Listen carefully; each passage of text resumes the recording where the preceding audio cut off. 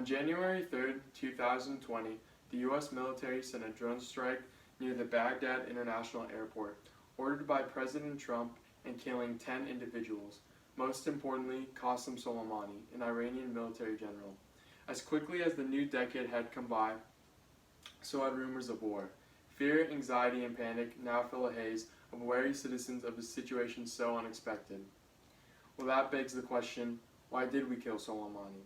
In reality, it's complicated, and depending on what political side you lean on, determines that answer. To be brutally honest, we may never know if this assassination was justified, but we can examine the repercussions and some possible reasoning of our nation's actions. From the information I gathered, I firmly believe that the killing of Soleimani was unjust, a poor decision by the United States that destabilizes our world. Social media had a very appropriate reaction, and many of you may have had the same one as well. Most of you probably believe, well, this seems like the situation could have been avoided, and you'd be right to think that. But let's dive into more about who Soleimani was. Soleimani was essentially the second most powerful person in Iran. He had been part of the Persian military since the late 80s and rose to power to become the major general, establishing a militia known as the Quds Force, which is known as a terrorist organization by the U.S. since last April.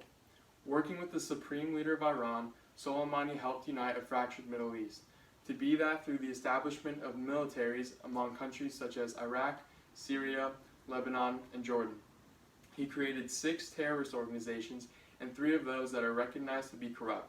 Soleimani had provided a form of protection to those Middle Eastern states and even involved in the fight against ISIS. Though countries such as Iraq have been known to attack and kill American soldiers in the past few decades, Iran has not taken the blame, which leads to one of the selfish motives of his killing. Mike Pompeo, the Secretary of State, had been a major influence on Trump to carry out the attack. According to multiple sources who reported to CNN, Pompeo had been obsessed about assassinating Soleimani for over 10 years. The sources further explained that Pompeo personally believed that hundreds of U.S. deaths had been at Soleimani's fault, and even went to the lengths of obtaining a Persian visa to confront Soleimani in 2016.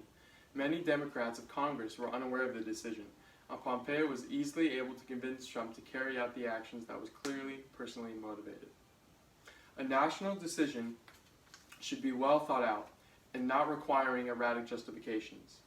These claims mentioned in an article in the Daily Beast cite that the attacks were carried out as a de-escalatory move that would stop an imminent terrorist attack. From many interviews around the attack, there is a lack of consistency within the reasoning. One reasoning was that it was retaliation for a journalist killed in Iraq to the stopping of a terrorist attack. The problem is, there was no proof of an imminent terrorist attack, which doesn't reliably justify the assassination.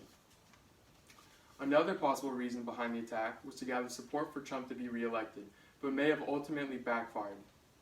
The desperation he attempts to rally Americans to believe that there is an enemy that he could stop.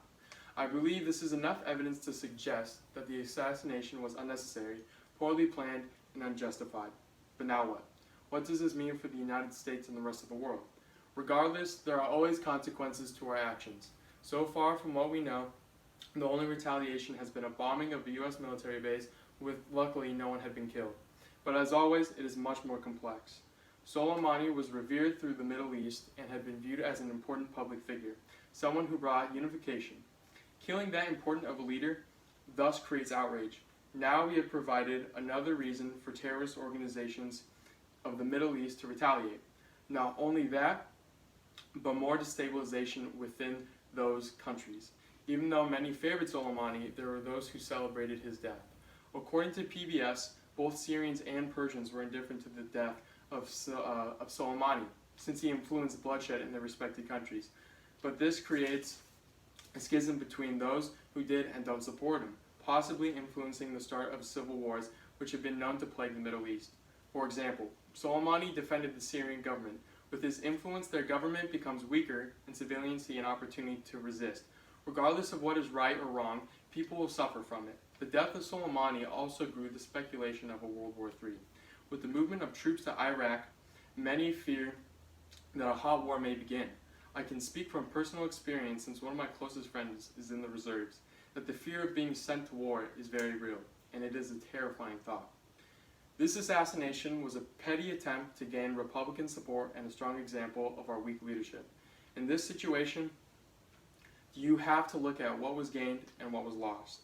The killing of a general who is not an immediate threat is not worth the fear of war. The instability of power and a failed attempt to gain popularity.